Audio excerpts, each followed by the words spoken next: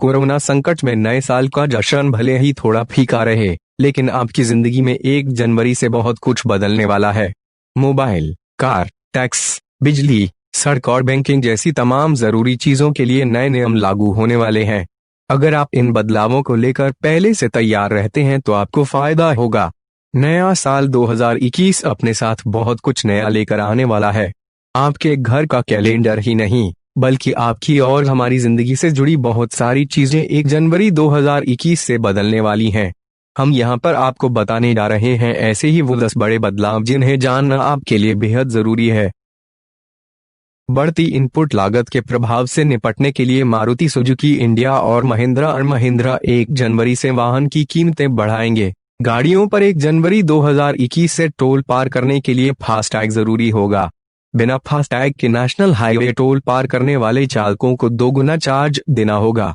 फिलहाल सभी toll plaza पर 80% लाइनों को फास्टैग और 20% लाइनों को कैश में इस्तेमाल किया जा रहा है। 1 जनवरी से सभी लाइनें फास्टैग हो जाएंगी। अपने फास्टैग अकाउंट में कम से कम 150 रुपए की राशि रखनी जरूरी होगी, नहीं तो फास्टैग को ब्लैकलिस्ट कर दिया जाएगा। निवेशकों के हितों को देखते हुए मार्केट रेगुलेटर सेबी ने म्यूचुअल फंड के नियमों में कुछ बदलाव किए हैं, जिससे इनमें रिस्क को कम किया जा सके। सेबी ने मल्टी कैप म्यूचुअल फंड के लिए असेट एलोकेशन के नियमों में बदलाव किया है।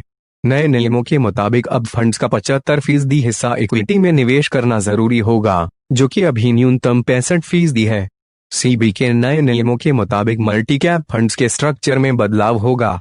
फंडों को मिड कैप और स्मॉल कैप में 25 से 25% निवेश करना जरूरी होगा। वहीं 25% लार्ज कैप में लगाना होगा। पहले फंड मैनेजर्स अपनी मनमर्जी के हिसाब से आवंटन करते थे, अभी मल्टी कैप में लार्ज कैप का वेटेज ज्यादा रहता है। 1 जनवरी 2021 से ये नया नियम लागू होगा। 1 जनवरी से अमेजन पे, गूगल पे और फोन पे से लेन देन करने पर अतिरिक्त चार्ज देना पड़ सकता है। दरअसल एनपीसीआई ने 1 जनवरी से थर्ड पार्टी ऐप प्रोवाइडर्स की ओर से चलाई जाने वाली UPI payment service UP payment पर अतिरिक्त चार्ज लगाने का निर्णय लिया है। एनपीसीआई ने नए साल पर थर्ड पार्टी ऐप के ऊपर 30% का कैप लगा दिया है। हालांकि यह चार्ज पेटीएम को नहीं देना पड़ेगा। देश भर में लैंडलाइन से मोबाइल फोन पर कॉल करने के लिए अब 1 जनवरी से नंबर से पहले 0 लगाना जरूरी होगा। ट्राई ने इस तरह के कॉल के लिए 29 मई 2020 को नंबर से पहले 0 लगाने की सिफारिश की थी। टेलीकॉम कंपनियों को और ज्यादा नंबर बनाने में मदद मिलेगी। डायल करने के तरीके में इस बदलाव से दूरसंचार कंपनियों को मोबाइल सेवाओं के लिए 254.4 करोड़ अतिरिक्त नंबर तैयार करने की सुविधा मिलेगी। यह भविष्य की जरूरतों को पूरा करने में मदद करेगी। छोटे कारोबारियों को राहत देने के लिए सरकार सेल्स रिटर्न मामले में कुछ और कदम उठाने की तैयारी में है, जिसके तहत जीएसटी प्रक्रिया को और सरल किया जाएगा।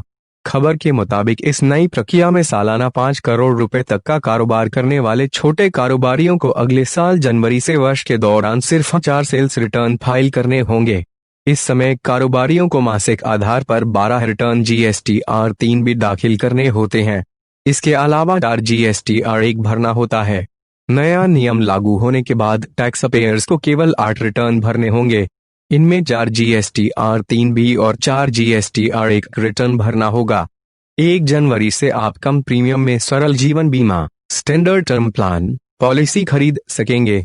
IRDAI ने बीमा कंपनियों को आरोग्य संजीवनी नामक standard regular health insurance plan पेश करने के बाद एक स्टैंडर्ड टर्म लाइफ इंश्योरेंस पेश करने का निर्देश दिया है। उसी निर्देश को पालन करते हुए बीमा कंपनियां 1 जनवरी से सरल जीवन बीमा पॉलिसी लॉन्च करने जा रही हैं। नए बीमा प्लान में कम प्रीमियम में टर्म प्लान खरीदने का विकल्प मिलेगा। साथ ही सभी बीमा कंपनियों की पॉलिसी में शर्तों और कवर की राशि एक समान होगी। 1 जनवरी 2021 से चेक पेमेंट से जुड़े नियम बदल जाएंगे। इसके तहत 50,000 रुपए से अधिक भुगतान वाले चेक के लिए पॉजिटिव पे सिस्टम सकारात्मक भुगतान व्यवस्था लागू होगी। पॉजिटिव पे सिस्टम एक ऑटोमेटिक टूल है जो चेक के जरिए धोखाधड़ी करने पर लगाम लगाएगा। इसके तहत जो व्यक्ति चेक जारी करेगा उन्हें इलेक्ट्रॉनिक माध्यम से चेक की तारीख, लाभार्थी का नाम, प्राप्तकर्ता और पेमेंट की रकम के बारे में दोबारा जानकारी देनी होगी।